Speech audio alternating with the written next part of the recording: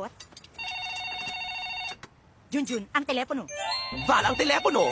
May telepono. Teka, ako nagutos, ako din susunod. Ano ba kayo? Tsaka gusto ko kumain ng tinola, marami sayote. Sayote? Di ba papaya nilalagay sa tinola? Papaya, sa tinola, kadiri ang diputa.